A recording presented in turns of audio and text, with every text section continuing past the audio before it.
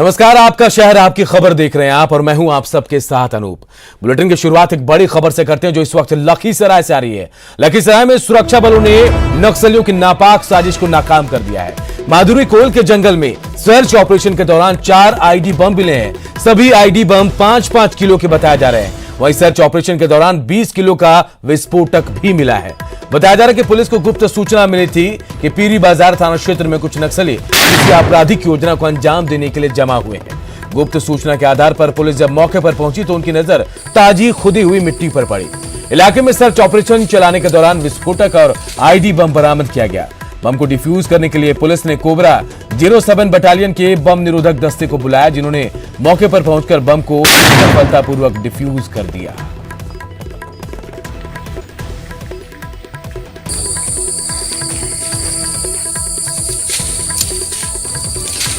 और हमारे सहयोगी राकेश ज्यादा अपडेट के साथ हमारे साथ जुड़े। राकेश, क्या कुछ आपके पास ताजा जानकारी है? जी देखिए अनूप, पुलिस को यह गुप्त सूचना मिली थी कि पीरी बाजार थाना क्षेत्र के माधुरी कोल जंगल में नक्सली किसी बड़े वारदात को अंजाम देने के लिए काफी संख्या में जुटे थे, जिसके बाद एसपी सुशील कुमार के निर्देश पर एएसपी अभियान अमृतेश कुमार के द्वारा सीआरपीएफ, एसटीएफ और जिला पुलिस बल काफी संख्या में उस इलाके में सर्च ऑपरेशन शुरू किया। जब पुलिस के काफी जवान माधुरी कोल जंगल पहुंचे तो वहां इन जवानों को ताजा मिट्टी खुदाई दिखा, जिसके बाद ये लोग चौकस हो गए और वहां पे जांच किए तो पता चला कि 4 आईडी जो कि नक्सलियों ने पुलिस को ट्रेप करने के लिए लगा रखे थे। जिसके बाद पुलिस ने वहां पे सर्च ऑपरेशन चलाया। उसके बाद बम निरोधक दस्ता को बुलाया गया, जिसमें 4 आईडी को डिफ्यूज किया गया है। जी अनूप, बिल्कुल, ये बड़ी खबर और सफलता कह सकते हैं, बड़ी सफलता इसे लखीसराय पुलिस ने सफलता हासिल की है। सर्च ऑपरेशन के दौरान माधुरी कोल के जंगल में 4 आईडी बम के साथ वहीं 20 किलो का विस्फोटक भी बरामद किया है। बहुत बहुत शुक्रिया आपका। बिहार विधानसभा चुनाव की विधिवत घोषणा अभी नहीं हुई, लेकिन उसके पहले ही राजनीतिक दल सियासी मोड में आ गए। राजनीतिक आरोप प्रत्यारोप का दौर तेज हो गया है। आरजेडी नेता तेजस्वी यादव ने एक पोस्टर लॉन्च कर सीएम नीतीश कुमार पर निशाना साधा है।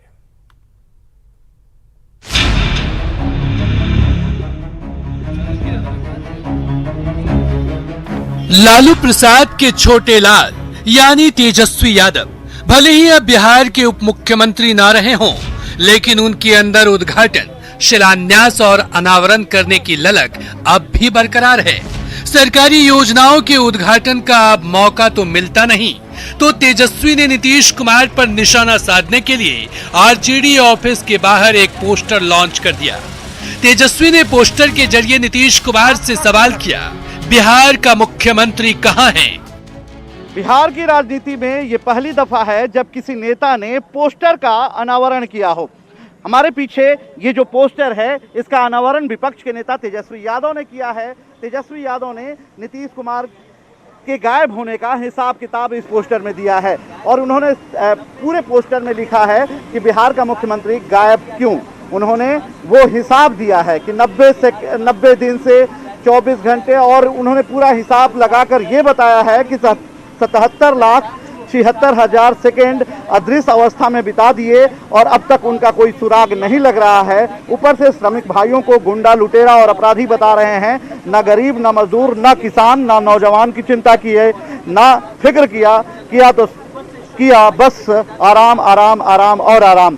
पूछ रहा है सारा बिहार कहाँ छिपे हो नीतीश कुमार। ये पूरा पोस्टर है जिसका अनावरण विपक्ष के नेता तेजस्वी यादव ने किया है। आपको बता दें, पोस्टर के माध्यम से तेजस्वी यादव ने सीएम नीतीश कुमार पर निशाना साधा है और आरोप लगाया है कि नीतीश कुमार कोरोना संकट के बीच 90 दिनों से गायब हैं।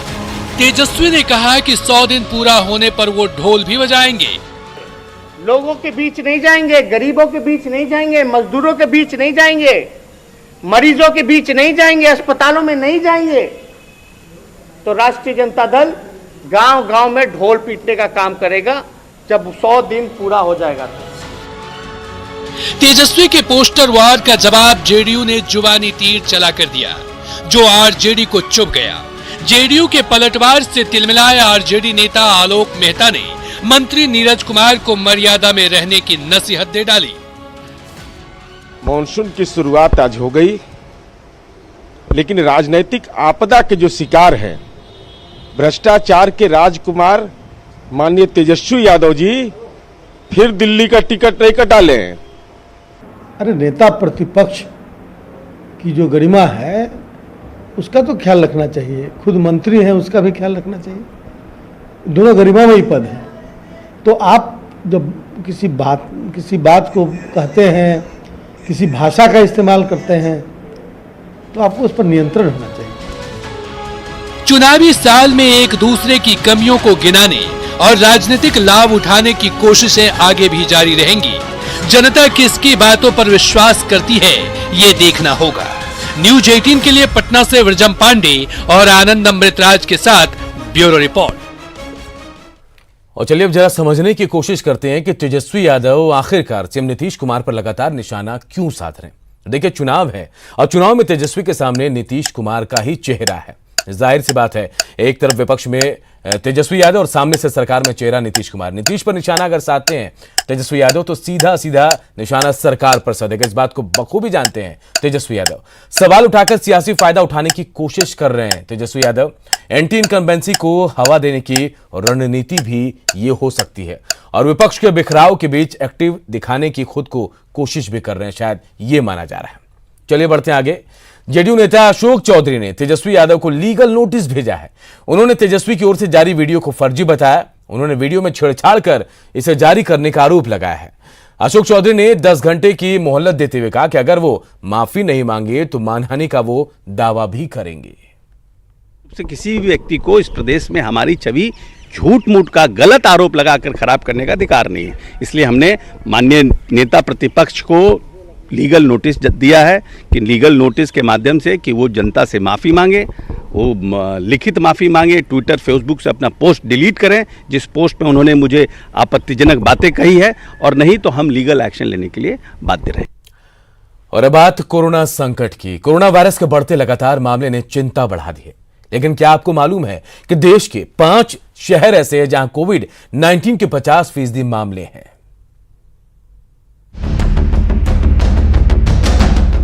दुनिया कोरोना से कांप रही है। इसके पंजे ने जिंदगी बेहाल कर दिया है। देश में भी इसने पांव जोरदार तरीके से पसार दिया है। भारत दुनिया का चौथा ऐसा देश है जहां सबसे अधिक कोरोना संक्रमित मरीज हैं। लेकिन क्या आप जानते हैं, भारत के 5 ऐसे शहर हैं जहां देश के 50% से ज्यादा कोरोना संक्रमित मरीज आते हैं।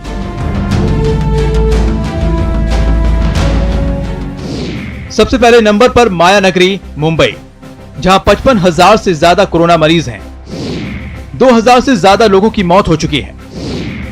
मुंबई में कोरोना के केस स्वीडन, नीदरलैंड, यूएई जैसे देश से अधिक है। मुंबई के बाद देश की राजधानी दिल्ली है, जहां संक्रमितों की संख्या तेजी से बढ़ रही है।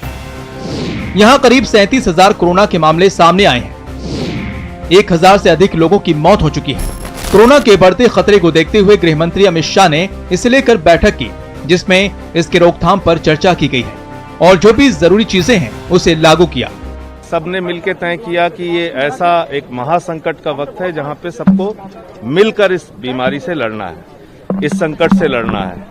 एक वैश्विक महामारी है और प्रधानमंत्री जी ने द्वितीय विश्व युद्ध से भी ज्यादा खतरनाक इस महासंकट को बताया है। चेन्नई देश का तीसरा महानगर है जहां कोरोना वायरस का संक्रमण ज्यादा है।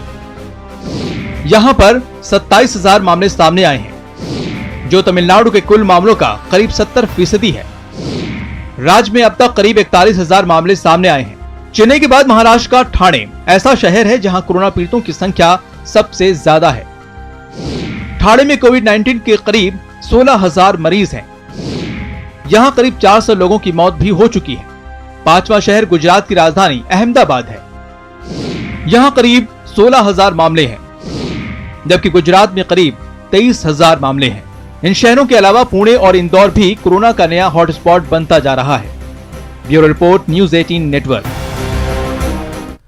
कोरोना वायरस ने भारत ही नहीं पूरी दुनिया को जकड़ रखा है। हालत यह कि करीब 80 लाख लोग इसके चंगुल में है, जबकि लगभग 4,40,000 लोगों की मौत हो चुकी है। आइए जानते हैं कोविड-19 के चलते दुनिया में कोरोना का क्या हाल है।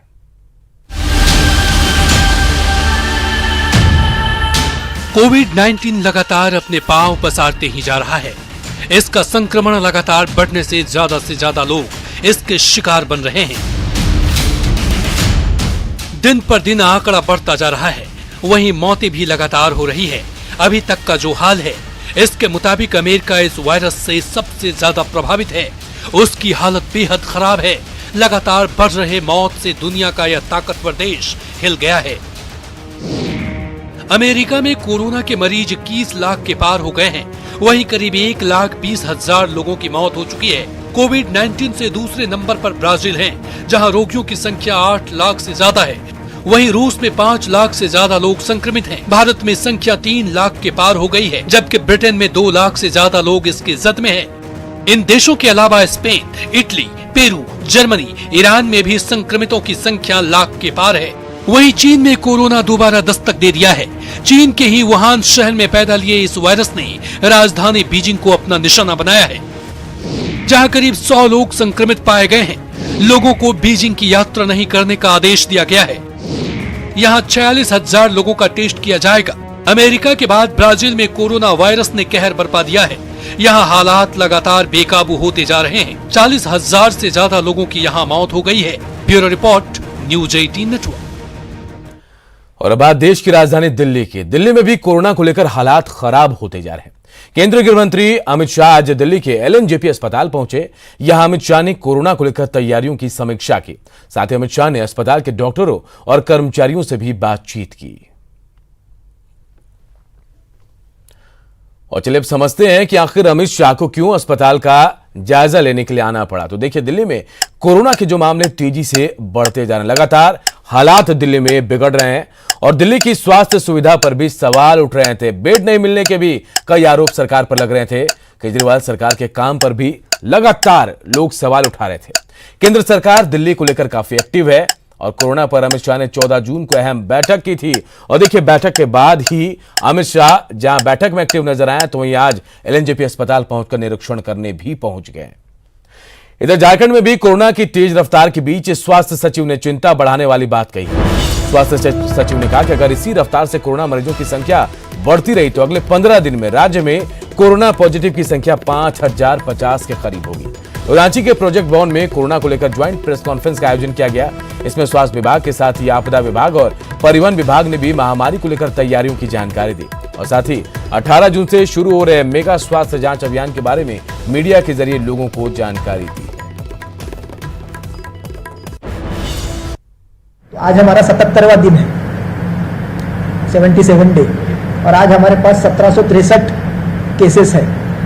अगर इसी गति से ये आगे बढ़ता गया तो और 15 दिन में हम लोग 5,050 केस पर पहुंचने चाहिए, 5050। लेकिन इसकी संभावना थोड़ी सी कम इसलिए है क्योंकि बीच में हमारा, आपने देखा होगा, आंकड़े काफ़ी ज़्यादा अचानक से जो बढ़ोतरी हुई थी, क्योंकि एक माइग्रेंट्स का बहुत बड़ा लॉट अचानक से हम लोगों ने उसका सबका टेस्टिंग करवाया था। अभी उतनी संख्या नहीं होगी, पर फिर भी अगर आज की स्थिति कायम रहती है तो ये प्रोजेक्शंस हमारे हैं। लोगों ने आदेश दिया है कि प्रत्येक घर घर जाकर सभी ग्रामीण और शहरी आवासों को हम लोग सर्वेक्षित करेंगे। तो उसका कार्य 18 तारीख से हम लोग शुरू करेंगे और 1 हफ्ता में सर्वेक्षण का कार्य पूर्ण होगा। इसमें कोविड के साथ साथ जिसको भी किसी प्रकार की श्वसन की बीमारी है, जिसको भी ब्लड प्रेशर, डायबिटीज़ या किसी प्रकार का कोई कैंसर की समस्या है, टीबी की समस्या है, उनको भी उसमें चिन्हित किया जाएगा ताकि सबका प्रायोरिटी बेसिस पर हम लोग सैंपलिंग करा सके और उनकी जांच करवा सके। एक बड़ा सितारा सुशांत सिंह आज सितारों में विलीन हो गया। मुंबई के विले पार्ले शमशान घाट पर सुशांत का अंतिम संस्कार किया गया।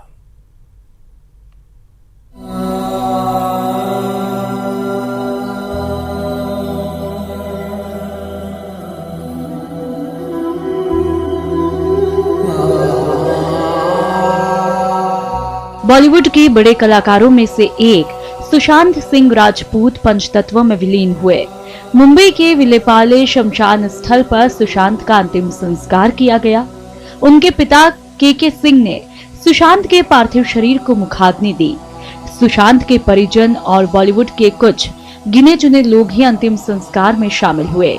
कोविड-19 के प्रोटोकॉल के चलते केवल 20 लोगों को ही अंतिम संस्कार में शामिल होने की अनुमति थी।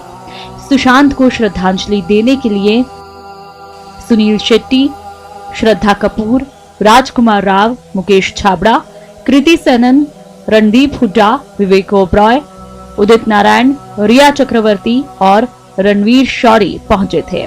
इसके अलावा फेसबुक, ट्विटर और इंस्टाग्राम पर कई बॉलीवुड कलाकारों और उनके फैंस ने सुशांत को श्रद्धा सुमन अर्पित किए। सुशांत सिंह राजपूत ने रविवार दोपहर को अपने अपार्टमेंट में फांसी लगाकर आत्महत्या कर ली थी। अभी तक सुशांत की आत्महत्या की वजह सामने नहीं आई है, लेकिन ये कहा जा रहा है कि वो 5 महीने से डिप्रेशन में थे और उनका इलाज भी जारी था। पोस्टमार्टम रिपोर्ट में दम घुटने से सुशांत की मौत होने की पुष्टि हुई है, तो वहीं पुलिस आत्महत्या की वजह जानने के लिए जांच में जुटी है। Bureau report, news 18 network.